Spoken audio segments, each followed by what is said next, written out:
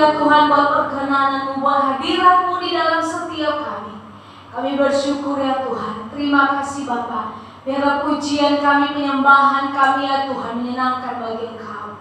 Terima kasih Tuhan. Kami akan bersorak pada pagi hari ini ya Tuhan. Kami percaya setiap kami yang ada di ruangan ini, di rumah kami masing-masing, Tuhan akan menyertai, memberikan sukacita, memberikan kekuatan yang baru. Setiap kami yang lemah fisik, Tuhan kuatkan di dalam nama Yesus.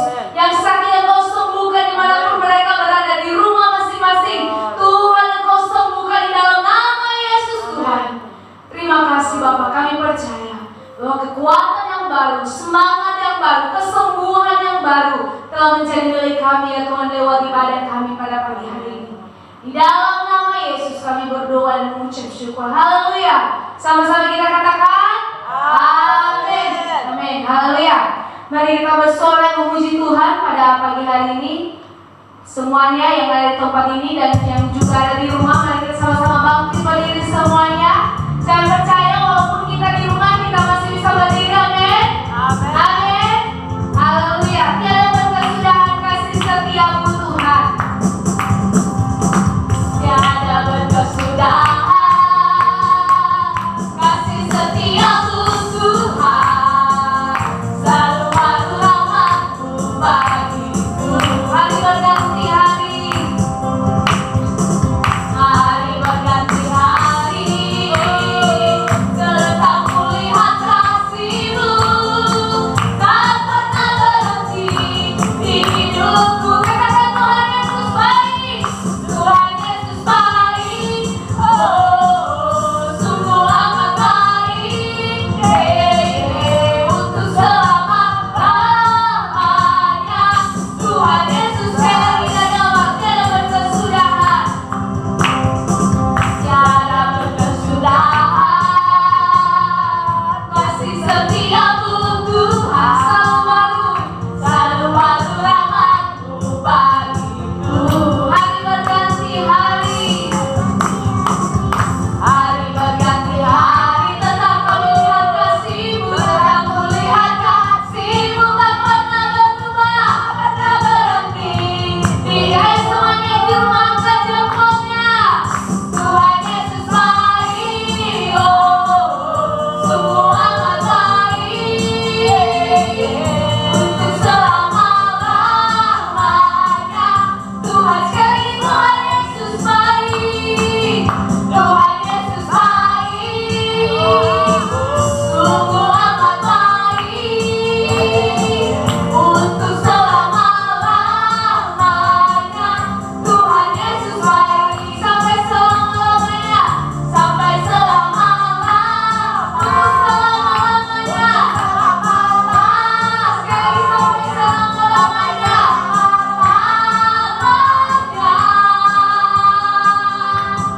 Tuhan Yesus baik. Haleluya. Silakan duduk semuanya, saudara yang terkasih.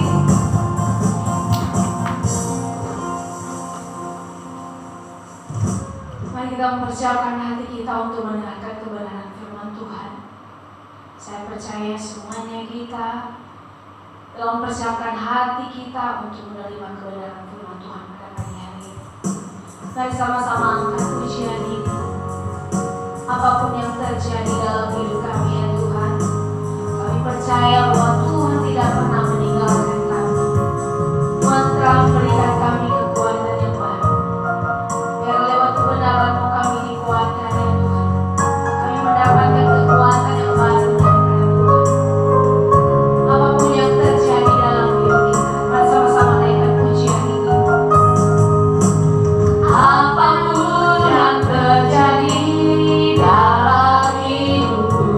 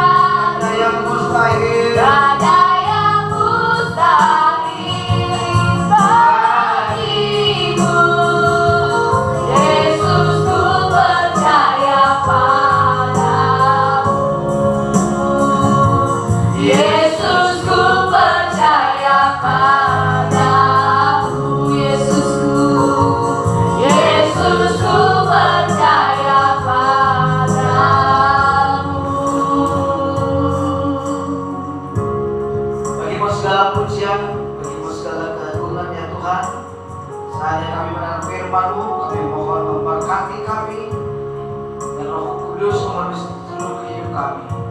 Di dalam nama Tuhan Yesus Kristus kami mengucap syukur dan berdoa kepada Tuhan. Haleluya, haleluya. Amin. Shalom Bapak Ibu. Shalom. Puji nama Tuhan, di mana pada pagi ini saudara kita boleh beribadah walaupun di rumah masing-masing. Namun saya percaya bahwa sukacita pertolongan Tuhan terus berlanjut atas kita semua, saudara. Oleh karenanya saya akan mengajak kita untuk membuka Alkitab. Kita akan memulai membaca firman Tuhan di dalam Matius pasal 6 ayat 19 dan 21, saudara. Kalau akhir-akhir ini semua kita dengar bahkan firman Tuhan yang menguatkan firman Tuhan tentang bagaimana kita tidak takut dengan keadaan saat ini. Namun pada pagi ini saya mengajak kita untuk melihat saudara tujuan daripada kerohanian kita, tujuan daripada kekristenan saudara Tuhan, bahwa sesungguhnya saudaraku sebagai orang percaya, kita sebagai anak-anak Tuhan, kita memiliki tujuan saudara untuk ikut Tuhan. Dan terutama saudara tujuan akhir bagaimana memperoleh hidup yang kekal dan selama Tuhan menuju Yerusalem yang baru saudara. Oleh karenanya saya akan memulai kepada kita akan baca sama-sama tentunya saudara Matius pasal 6, 19 dan 21 kita akan baca sama-sama. Janganlah kamu mengumpulkan harta di bumi ngengak dan karat merusaknya, dan pencuri membongkar serta mencurinya. Tetapi kumpulkanlah bagimu harta di surga ngengak dan karat tidak merusaknya, dan pencuri tidak membongkar serta mencurinya.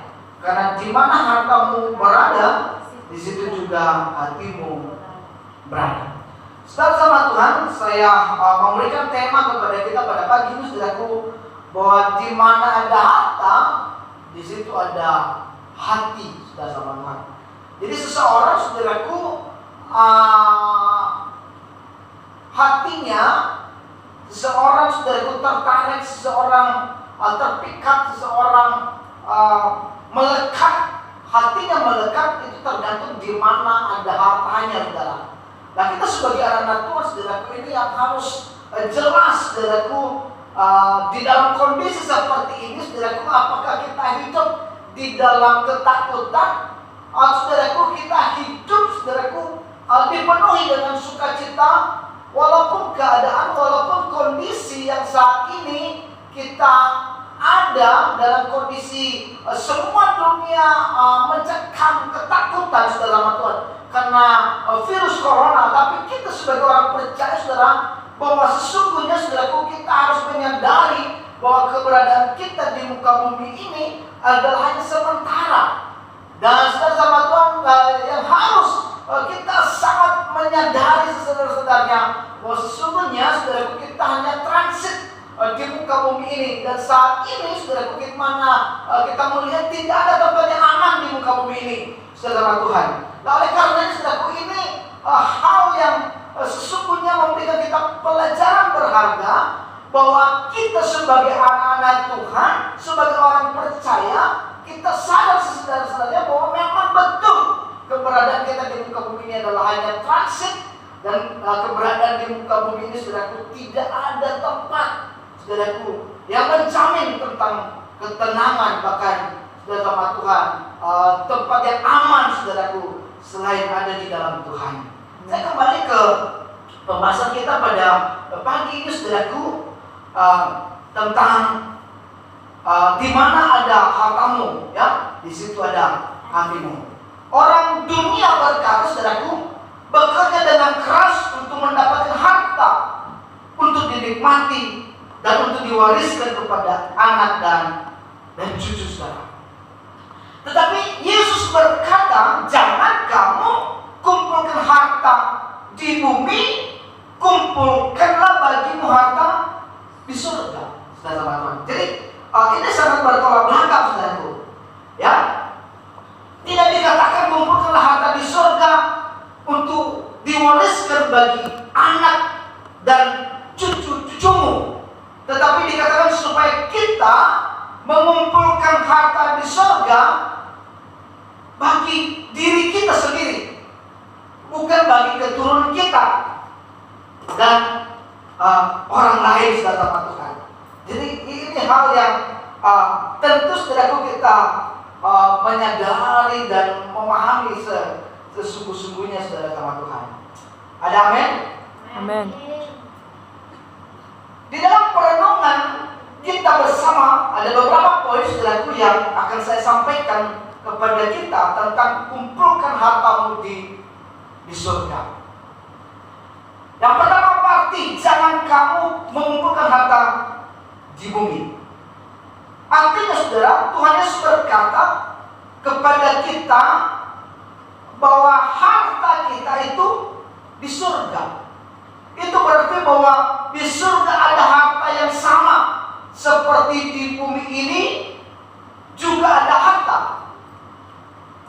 Hanya saja harta di bumi dengan harta di surga sangat berbeda, saudara Tuhan.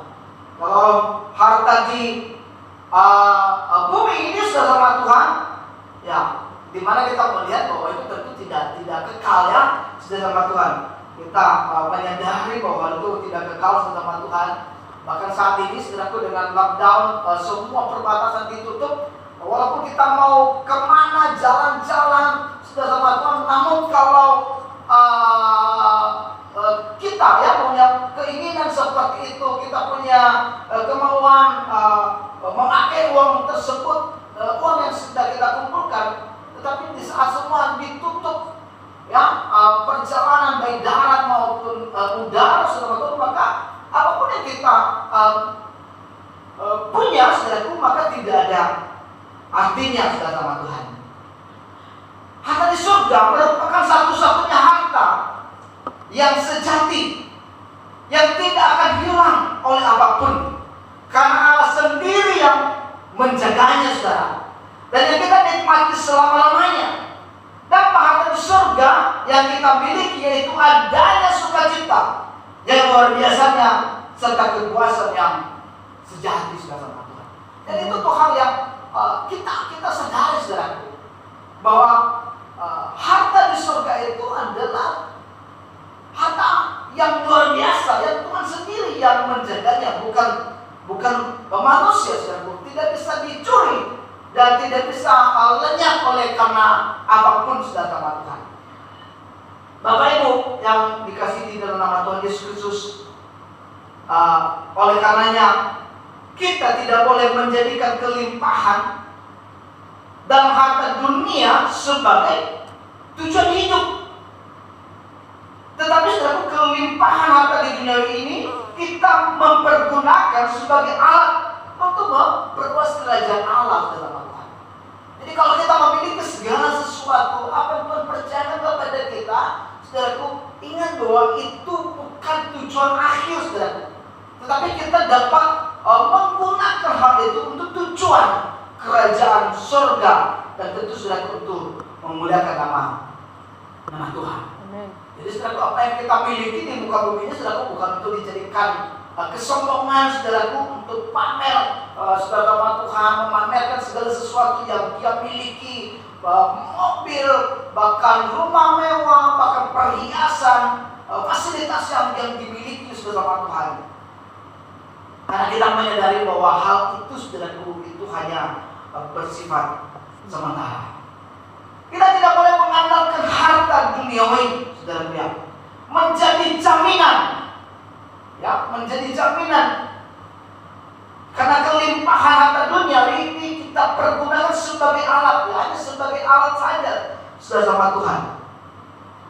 Dan tentu untuk kerajaan Allah.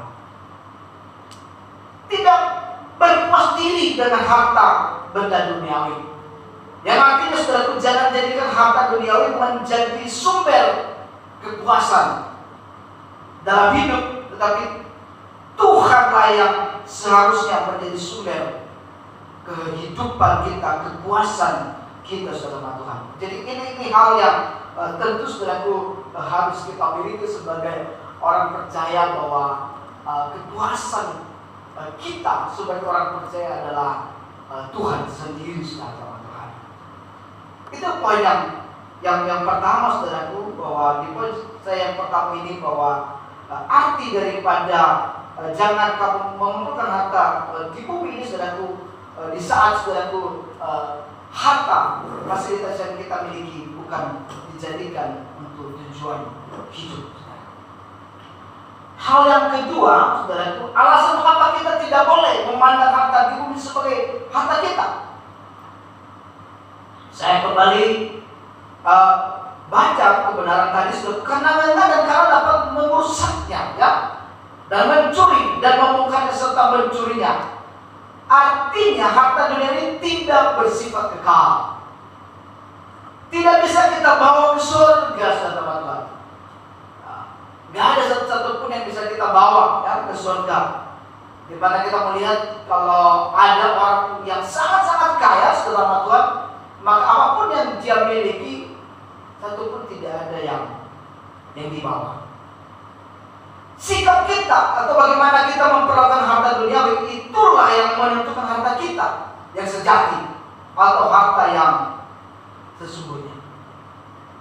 Jadi saudara Tuhan, bahwa sikap daripada setiap kita itu sangat menentukan, saudaraku, tentang harta kita yang sesungguhnya, ya, harta surgawi. Di dalam Al-Qur'an pasal 5 ayat 10 bunyinya berkata demikian. Dengan bertambahnya harta, bertambah pula orang yang menghabiskannya. Jadi saudara Tuhan, kalau orang banyak harta bukan berarti dia udah cukup. Begitu banyak orang kaya tetap kurang dan kurang. Tak ada satupun orang yang merasa puas, saudara Tuhan. Bisa orang memiliki sebelum punya mobil, ingin punya mobil. Sesudah punya satu, maunya dua, dan seterusnya. Demikian juga bisa seorang belum memiliki sepeda motor, yang penting ada sepeda motor, ya, second pun boleh lah. Tetapi saudara Tuhan, di saat sudah memiliki hal itu, saudara Tuhan, malah maunya dua dan sebagainya, saudara Tuhan. Artinya bahwa dunia ini, saudaraku, tidak memberikan jaminan bagi kita, apalagi dengan keberadaan sekarang, saudara Tuhan. Walaupun orang memiliki segala sesuatu, namun saudara Tuhan, kita melihat bahwa hal tersebut saudaraku tidak memberikan ketenangan, ya, kedamaian di dalam kehidupannya. Ayat yang ke-9, saudaraku, di pasal 5 ini bunyinya begini, saudaraku.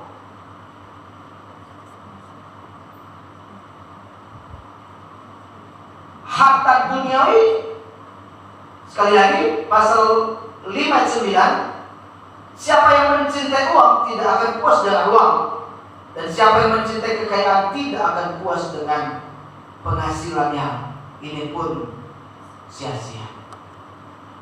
Saudara Tuhan, ini hal yang kita menyadari, ya, bahwa jangan sampai ketakutan kita, saudaraku, dengan keadaan saat ini, maka kita berpikir bagaimana dengan kondisi usaha saat ini, saudara Tuhan, bisa usaha bangkrut dan sebagainya, saudara Tuhan. Saya mengatakan kepada kita bahwa apa yang terjadi saat ini sesungguhnya, saudaraku, mengingatkan kita bahwa tujuan akhir daripada kehidupan ini adalah menuju kehidupan yang kekal, saudaraku. Yang artinya bagaimana hati kita terpaut kepada janji Tuhan yang telah dipersiapkan bagi kita untuk memperoleh hidup yang kekal di Yerusalem yang baru. Saya lanjutkan dengan apa arti yang ketiga, harta di surga, saudaraku. Tuhan Yesus berkata supaya kita mengumpulkan harta kita di surga, itu berarti bahwa di surga ada harta yang sama seperti di bumi. Ini juga, saudaraku, di bumi dengan harta di surga tentu sangat berbeda ya. Sekali lagi, harta di surga merupakan satu-satunya harta yang sejati, yang tidak akan hilang oleh apapun, karena Allah sendiri yang menjaganya sama Tuhan.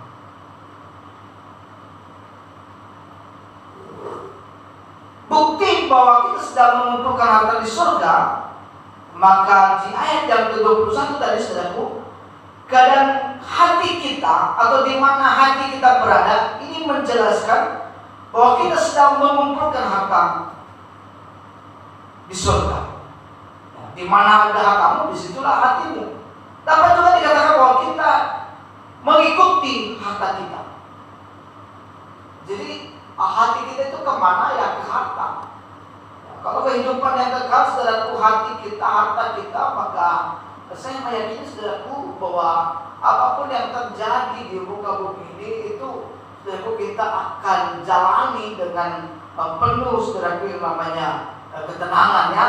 Saudara sama Tuhan, apapun yang terjadi itu bukan masalah bagi kita. Yang penting kita mengikuti ya anjuran pemerintah ya, di mana pemerintah menghancurkan bahwa segala sesuatu aktivitas kita lakukan di rumah saja ya, bekerja di rumah ya, ibadah di rumah, sekolah di rumah dan sebagainya, saudara sama Tuhan. Tetapi saudara sama Tuhan, dengan itu ini yang memunculkan kekhawatiran seseorang. Badannya di rumah, tetapi pikirannya di mana-mana. Kekhawatiran, ketakutan di mana-mana, saudara Tuhan. Dia ketakutan dan sebagainya. Di dalam Amsal pasal 18 ayat yang ke-10 dan 11, saudaraku, nama Tuhan adalah menara yang kuat. Kesanalah orang benar berlari dan menjadi selamat. Ayat 11, kota yang kuat.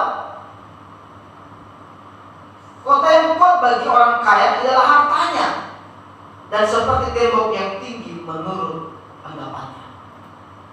Jadi sama Tuhan, ingat bahwa tempat yang kuat, menara yang kuat bagi setiap kita bukan harta, tetapi kita orang percaya, saudaraku, nama Tuhan adalah menara yang kuat. Kesanalah orang benar berlari dan ia menjadi selamat. Di dalam kondisi seperti ini, di dalam keadaan seperti ini, saudaraku, kita harus tahu kemana kita berlari. Kita harus tahu kemana kita pergi. Saudara Tuhan, kalau kita saat ini takut, khawatir, saudara dan saya, saudaraku, kekhawatiran saudara, saudara tidak perlu yang mengadu di Facebook, mengadu di media sosial. Alangkah baiknya kita mengadu sama Tuhan. Ada amin, saudara ya? Jadi mengadunya sama Tuhan, karena kita tahu nama Tuhan adalah menara yang kuat bagi orang percaya, bagi orang benar.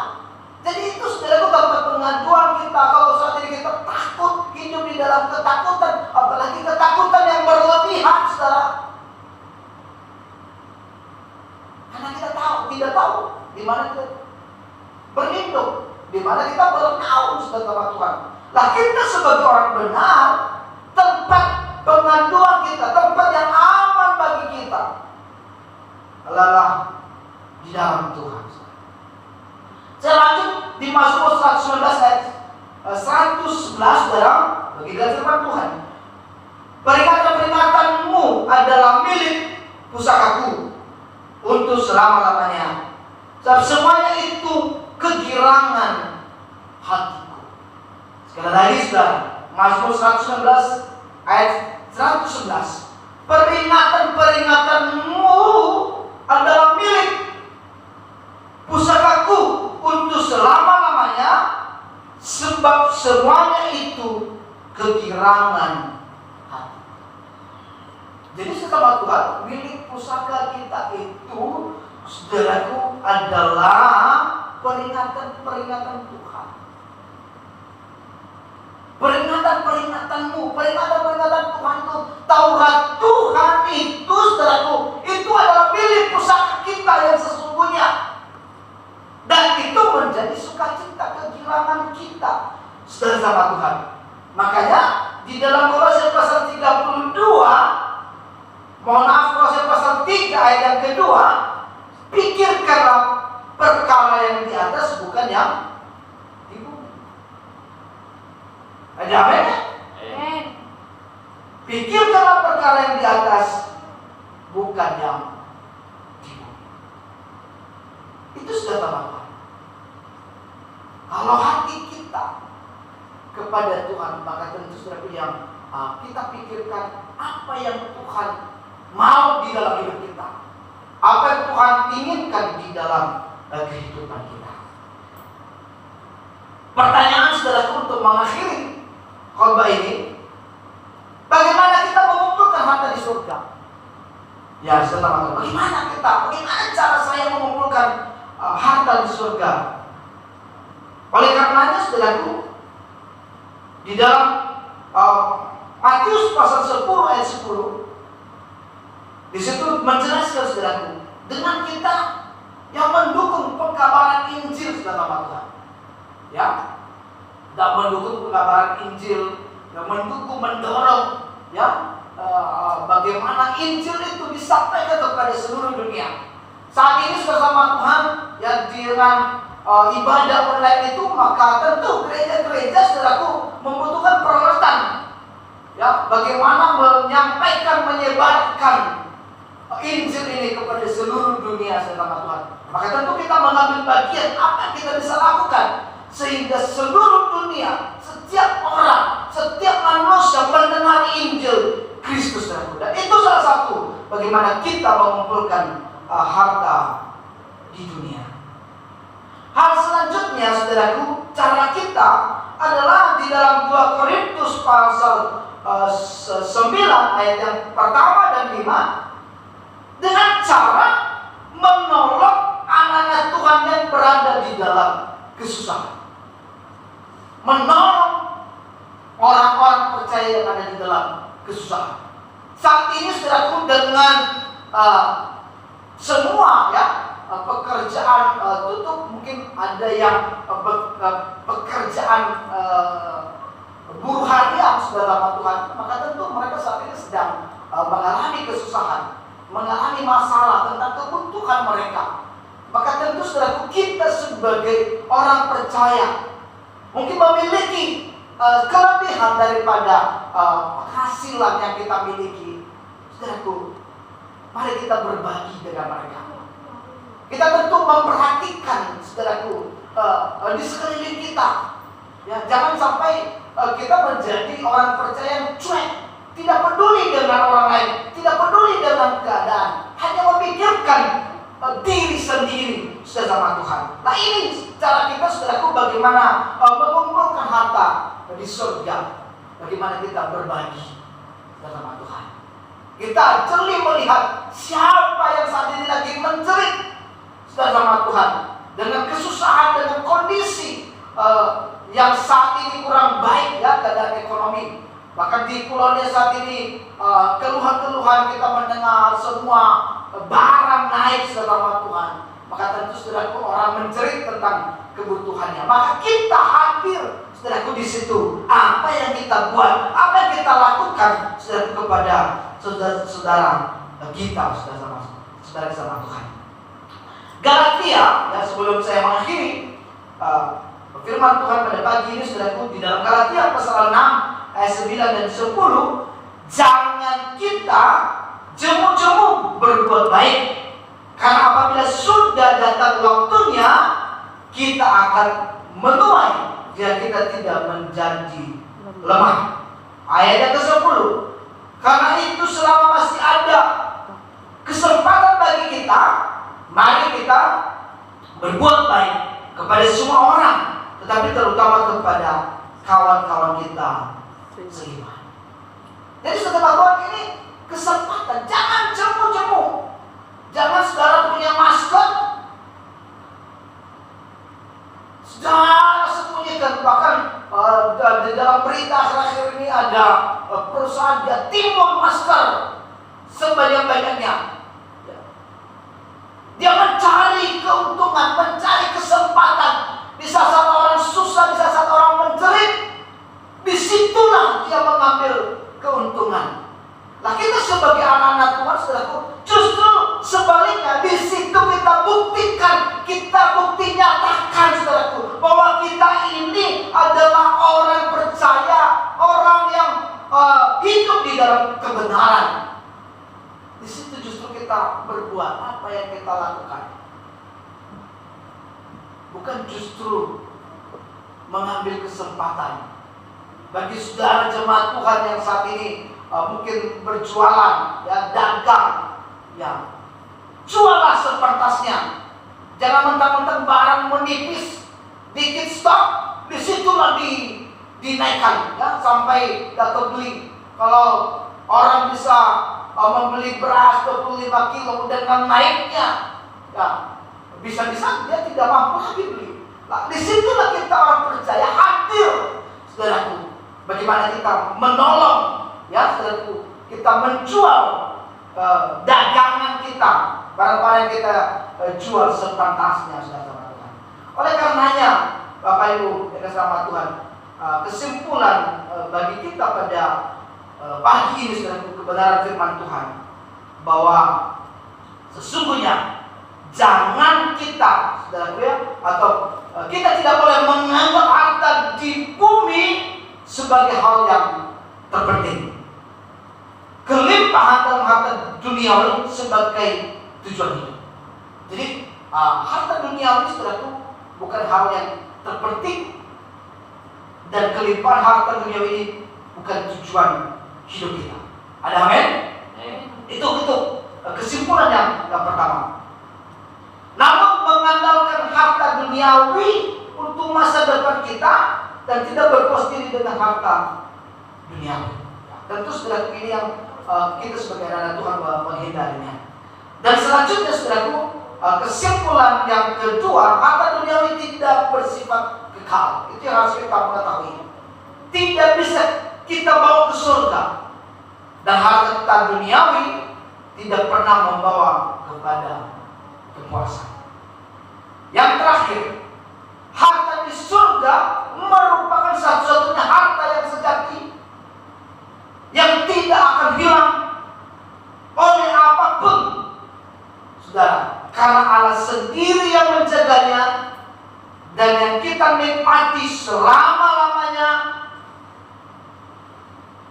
Keadaan hati kita atau di mana hati kita berada itu menjelaskan bahwa kita sedang mengumpulkan harta di situ.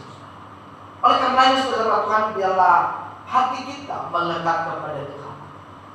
Jangan melekat di dunia ini, karena saudara Tuhan, apa yang kita miliki di dunia ini, saudara Tuhan, adalah tidak kekal. Namun yang kekal adalah harta surgawi. Oleh karenanya, saudaraku, saya mengajak jemaat, menghimbau jemaat, bagaimana kita berlomba-lomba melakukan yang terbaik. Ya, jangan posting yang aneh-aneh di Facebook. Ya, saya memesan kepada kita, di dalam setiap postingan yang kita terima, kita saling dulu, filter dulu, apakah itu benar, kebenarannya apakah akurat atau tidak. Jangan kita dapatkan WA lalu kita masuk WA tentang berita-berita virus corona, lalu kita juga ikut memposting. Dan seringkali banyak berita yang mengada-ngada, ya, bahkan menakut-nakuti saudara Tuhan. Itu sebagai anak Tuhan, saudara sama Tuhan, biarlah kita memiliki peran yang tepat. Peran kita adalah menguatkan orang yang takut. Ya, peran kita adalah memberikan semangat bagi orang yang lemah, untuk mewartakan berita-berita tentang virus corona. Ya, biarlah bagian daripada wartawan itu, saudara. Jangan saudara dan saya menjadi wartawan dadakan untuk menakut-nakuti orang. Tetapi kita sebagai anak Tuhan hadir untuk menguatkan orang, memberikan semangat, saudaraku. memberikan kegairahan bagi orang bahwa apapun yang terjadi di muka bumi ini tidak akan terjadi tanpa izin Tuhan, dan segala sesuatu tentu ada waktunya. Kita meyakini bahwa hari-hari ke depan adalah hari-hari yang baik karena kita mengandalkan Tuhan. Oleh karenanya saudara Tuhan, mari kita datang di hadapan Tuhan, mari kita berdoa dan kita akan tundukkan kepala. Haleluya, haleluya. Glory bagimu ya Tuhan. Kami mengucap syukur buat pagi ini. Terima kasih buat firman-Mu. Terima kasih buat kebenaran yang mengingatkan kami ya Tuhan, bahwa sesungguhnya kami sebagai orang percaya, orang yang hidup di dalam kebenaran, harta kami, tujuan hidup kami adalah kepada Tuhan. Tujuannya adalah Yerusalem yang baru, tujuannya adalah surga yang mulia. Dan oleh karena adalah keberadaan kami di muka bumi ini menjadi pribadi-pribadi yang berdampak dan yang melakukan kebenaran, bahkan di tengah-tengah kesusahan saat ini, di tengah-tengah kesulitan saat ini, kami anak-anak Tuhan menjadi solusi lewat perkataan kami, lewat tindakan kami, bahkan lewat tindakan-tindakan kasih ya Tuhan. Terima kasih di dalam nama Tuhan Yesus Kristus. Oleh karenanya jauhkan setiap anak-anak-Mu, jauhkan setiap jemaat-Mu ya Tuhan, sifat keegoisan yang hanya memikirkan diri sendiri. Namun sesungguhnya biarlah kami menjadi anak-anak Tuhan yang peduli dengan jiwa-jiwa, yang peduli dengan kepentingan Tuhan, yang peduli dengan apa yang Tuhan mau, untuk menyenangkan Tuhan, untuk hormat kemuliaan Tuhan. Di dalam nama Tuhan Yesus Kristus yang hidup, kami mengucap syukur dan berdoa kepada Tuhan. Haleluya. Kami berdoa juga buat jemaat-Mu yang ada di rumah, yang sedang mengikuti program online saat ini. Mohon berkat-Mu tercurah mereka, berkati mereka senantiasa. Berikan semangat yang baru, kegerahan yang baru di dalam hidup mereka ya Tuhan, sehingga jemaat-Mu hidup di dalam pengharapan yang penuh daripada Tuhan. Tidak ada yang takut, tidak ada jemaat yang hidup di dalam ketakutan oleh karena keadaan yang ada. Namun jemaat Tuhan, jemaat Gereja Pelita Mas, menjadi jemaat yang kuat di dalam Tuhan, teguh di dalam iman, dan bahkan menjadi berkat dimanapun mereka berada. Terima kasih ya Tuhan, terima kasih. Haleluya, terima kasih. Oleh karenanya apa yang mereka perlukan, Tuhan cukupkan senantiasa. Sebelum kami mengakhiri doa ini, mohon berkat-Mu tercurah bagi jemaat-Mu. Berkat daripada Allah Bapa, persekutuan daripada Tuhan Yesus Kristus, serta penyertaan daripada Allah Roh Kudus yang menyertai saudara sekalian dari sekarang sampai kedatangan Tuhan yang kedua kali. Maranatha. Bapa, terima kasih. Bapa